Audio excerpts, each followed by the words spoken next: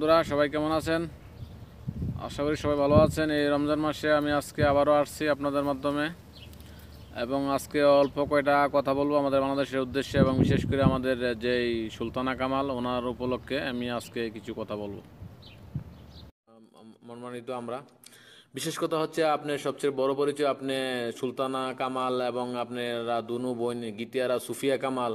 আপনাদেরকে কেউ আজ থেকে প্রায় 10 বছর আগে, প্রায় বাংলাদেশে আমি বুকে সাহস আছে আমি বলতে পারবো যে আপনারা 10 বছর আগে আপনাদের দুনু বোনকে বাংলাদেশের লোক 70% লোক আপনাদেরকে কেউ চিনতো না। আমি চ্যালেঞ্জ দিয়ে বলতে পারি এবং বলতে পারবো যে আপনার দুনু বোনকে 70% লোক আপনাদেরকে চিনে না। আপনাদেরকে চিনার উদ্দেশ্যের কারণ হচ্ছে আপনারা তত্ত্বাবধায়ক সরকার আসার সময় আপনাদেরকে উপদেষ্টা হিসেবে রাখা হয়েছে, ওনার সহকর্মী হিসাবে। তখন থেকে আপনাদের দুনু বোনকে চিনা হচ্ছে। প্রথম আপনাকে আনা হচ্ছে, তারপরে আপনার ছোটো বোনকে আনা হচ্ছে গীতিয়ারা সাফিয়া কামালকে, তারপরে আপনি সুলতানা কামাল দুনু বোন। আর আপনাদের দুনু বোনের সবচেয়ে বড় একটা পরিচয় হচ্ছে যে আপনারা সুফিয়া কামালের মেয়ে। সেই সুবাদে আপনার দুনু বোনকে আনা হচ্ছে এবং চিনা হচ্ছে আপনাদেরকে। আসলে আমরা আপনি আমি আজ থেকে 10 বছর আগে আপনি সুফিয়া কামাল এর মেয়ে আমরা কোনোদিন কল্পনা করতে পারি না যে আপনি সুফিয়া কামালের মেয়ে বা আপনাদের উপদেষ্টা হচ্ছেন বা কিসের কারণে হচ্ছেন, কীভাবে আছে। এর আগে মনে হয় যে 10 বছর আগে 70% লোক আপনাদেরকে চিনত না।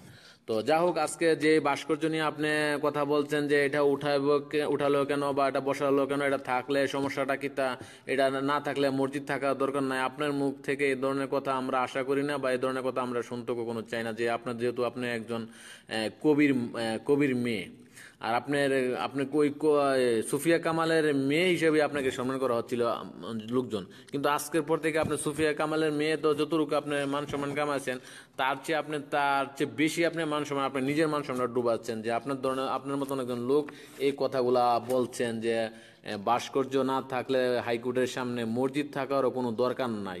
হাসি মুখে কি সুন্দর বলে ফেলছেন। আপনি একজন সংখ্যালঘু হিসাবে, একজন যে কোনো আপনার মানে সুশীল সমাজের লোক, আপনার মুখ থেকে এই ধরনের কথা আমরা আশা করতে চাই না বা আশা করি না কখনো। যে আপনি এত সুন্দর করে বলে ফেললেন টকশোর মাঝে হাসি মুখে যে ভাস্কর্য না থাকলে মসজিদ থাকারও কোনো দরকার নাই, ঈদগাহ থাকারও কোনো দরকার নাই।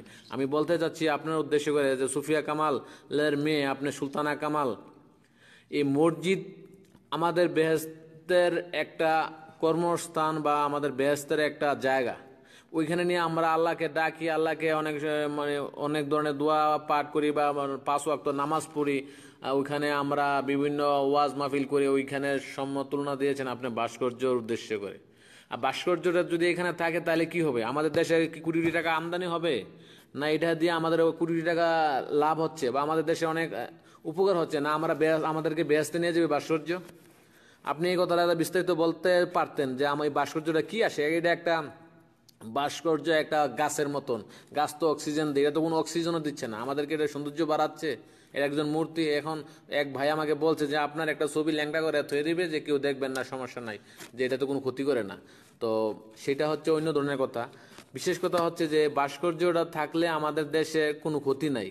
তারপর এটা অন্য একটা ধর্মের, এটা কেউ পূজা করব, এটা সৌন্দর্য করে রাখবো, আল্লাহকে ছোট করব, এটা থাকার উদ্দেশ্যে অনেকে ছোট করব, এই জিনিসটা দেখতে ভালো দেখা যায় না, সেই জন্য এটা এত বছর আপনাকে আমরা অনেক শ্রদ্ধা করতাম। বিশেষ করে আপনারা দুই বোন তত্ত্বাবধায়ক সরকারের উদ্দেশ্যে করে আপনারা দেশে আসছিলেন, যাই কিছু ভূমিকা পালন করছিলেন। কিন্তু আজকের যে কথাগুলো আপনি বলছেন, এই কথাগুলো কেউ মেনে নেবে না এবং কারোই সহ্য হচ্ছে না। আমাদের বাংলাদেশে বর্তমানে 92% মুসলমান, এবং জানি না আপনি কোন ধর্মে রূপান্তরিত, বা আপনি একজন বিশেষজ্ঞ হিসাবে বা আপনি একজন সুশীল সমাজের লোক হিসাবে আপনার মুখ থেকে এই ধরনের কথা কেউ কাম্য না এবং কেউ আশা করে না। আর আজকে আপনি যে কথাগুলো বলছেন, এই কথার উদ্দেশ্যে যে আপনি কতটা বিপদ সম্মুখী হতে যাচ্ছেন বা হচ্ছেন প্রত্যেকটা পদে পদে বা ভবিষ্যতেও হবেন, সেটা আপনি নিজে উপলব্ধি করতে পারতেছেন। যে ভাস্কর্য না থাকলে মসজিদ থাকা দরকার নাই বা ঈদগাহ থাকার দরকার নাই।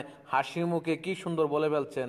আপনি সুফিয়া কামালের মেয়ে হিসাবে আপনি তত্ত্বাবধায়ক, বিশেষ করে যে মিনার সাহেব, উনি আমেরিকা থাকে, উনি আমেরিকা থেকে এটা সরানোর জন্য এবং অন্য জায়গা স্থাপন করার জন্য ওনাকে নিয়ে আসা হচ্ছে, বা উনি এটা ভাস্কর্য বানাইছে।